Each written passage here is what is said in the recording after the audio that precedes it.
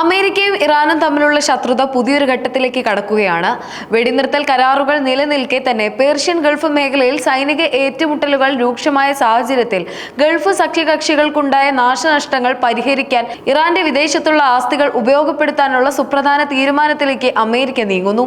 ഇറാന്റെ മരവിപ്പിക്കപ്പെട്ട ആസ്തികൾ ഗൾഫ് രാജ്യങ്ങളുടെ പുനർനിർമ്മാണത്തിനായി വകമാറ്റാൻ US treasury secretary Scott Bessent ഉദ്യോഗസ്ഥർക്ക് നിർദ്ദേശം നൽകിയതായി റിപ്പോർട്ടുകൾ വ്യക്തമാക്കുന്നു.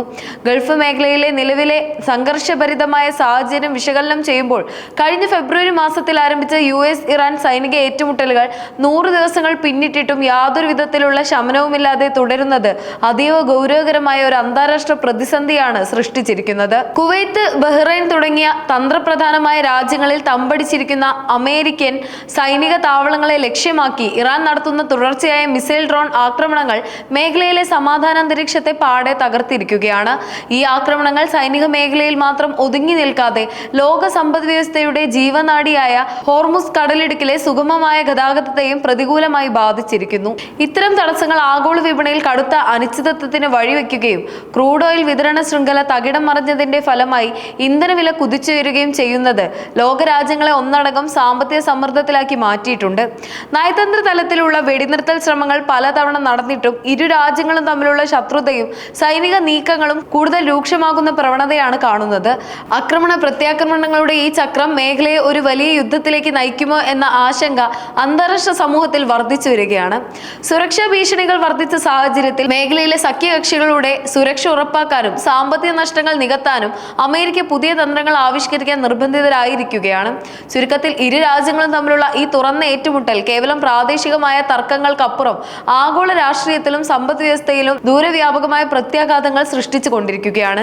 അമേരിക്കയുടെ ഈ പുതിയ തന്ത്രപരമായ നീക്കം ഇറാനെ സംബന്ധിച്ചിടത്തോളം വലിയൊരു സാമ്പത്തിക തിരിച്ചടിയാണ് സമ്മാനിച്ചിരിക്കുന്നത്. വർഷങ്ങളായി ലോകത്തിന്റെ വിവിധ ഭാഗങ്ങളിൽ മരവിപ്പിക്കപ്പെട്ട് കിടക്കുന്ന തങ്ങളുടെ ആസ്തികൾ ഉപാധികളില്ലാതെ വിട്ടു നൽകണമെന്ന ആവശ്യം ടെഹ്റാൻ ശക്തമായി ഉന്നയിക്കുമ്പോഴും അതിനു വിരുദ്ധമായ നിലപാടാണ് അമേരിക്ക സ്വീകരിച്ചിരിക്കുന്നത്. മരവിപ്പിക്കപ്പെട്ട ഈ വൻതുക ഇറാനിലേക്ക് മടക്കി നൽകുന്നതിന് പകരം പേർഷ്യൻ ഗൾഫ് മേഖലയിലെ അമേരിക്കൻ സഖ്യകക്ഷികൾക്കുണ്ടായ നാശനഷ്ടങ്ങൾ പരിഹരിക്കുന്നതിനും പുനർനിർമ്മാണ പ്രവർത്തനങ്ങൾക്കുമായി വകമാറ്റാനാണ് US ഭരണകൂടം ലക്ഷ്യമിടുന്നത്.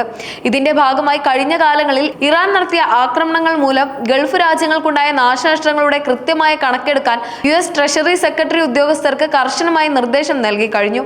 ഈ ഫണ്ട് ഉപയോഗപ്പെടുത്തുന്നതിലൂടെ വളരെ വിപുലമായ ഒരു ലക്ഷ്യമാണ് അമേരിക്ക മുൻനിർത്തുന്നത്.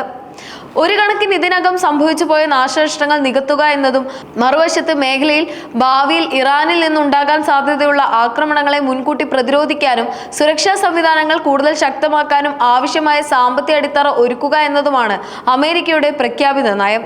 ചുരുക്കത്തിൽ ഇറാന്റെ ആസ്തികൾ തന്നെ അവരുടെ ആക്രമണങ്ങളെ പ്രതിരോധിക്കാനായി ഉപയോഗിക്കാനുള്ള അമേരിക്കയുടെ ഈ തീരുമാനം ഇരു രാജ്യങ്ങളും തമ്മിലുള്ള നയതന്ത്ര സാമ്പത്തിക ബന്ധങ്ങളിൽ കൂടുതൽ വിള്ളലുകൾ വീഴ്ത്തുകയും മേഖലയിലെ അസ്വസ്ഥതകൾക്ക് പുതിയ മാനങ്ങൾ നൽകുകയും ചെയ്യുന്നതിലേക്ക് കാര്യങ്ങളെ എത്തിച്ചിരിക്കുകയാണ്. കരാറുകൾ ഒപ്പിട്ടിട്ടും മേഖലയിൽ സമാധാനം അകലെയാണ്. ശനിയാഴ്ച പുലർച്ചെ ഹോർമുസ് കടലിടുക്കിലെ ഇറാനിയൻ റഡാർ കേന്ദ്രങ്ങൾക്ക് നേരെ അമേരിക്കൻ സൈന്യം ആക്രമണം നടത്തി. തങ്ങളുടെ മാരിടൈം ട്രാഫിക്കിന് ഭീഷണിയായ ഡ്രോണുകളെ വെടിവെച്ചിട്ടതിന് പിന്നാലെയായിരുന്നു ഈ സൈനിക നടപടി. ഇതിന് മറുപടിയായി കുവൈറ്റിലെയും ബഹ്റൈനിലെയും അമേരിക്കൻ താവളങ്ങൾ ലക്ഷ്യമാക്കി ഇറാൻ ബാലിസ്റ്റിക് മിസൈലുകൾ വിക്ഷേപിച്ചു. 7 മിസൈലുകൾ ഉപയോഗിച്ചെങ്കിലും ഭൂരിഭാഗവും അമേരിക്കൻ പ്രതിരോധ സംവിധാനങ്ങൾ തകർത്തു. ഇരു രാജ്യങ്ങളും തമ്മിലുള്ള ചർച്ചകൾ മന്ദഗതിയിലാണെങ്കിലും പാകിസ്ഥാൻ ഉൾപ്പെടെയുള്ള രാജ്യങ്ങൾ മധ്യസ്ഥ ശ്രമങ്ങൾ തുടരുന്നുണ്ട്.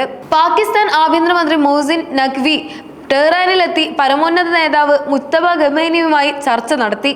എന്നാൽ തങ്ങളുടെ മരവിപ്പിക്കപ്പെട്ട $24 ബില്യൺ വിട്ടു നൽകണമെന്ന ഇറാൻ മുൻകൂട്ടി വെച്ച ഉപാധി ചർച്ചകളിൽ തടസ്സമായി നിൽക്കുന്നു. ഈ സംഘർഷം വെറും സൈനിക ഏറ്റുമുട്ടലിൽ ഒതുങ്ങുന്നതല്ല.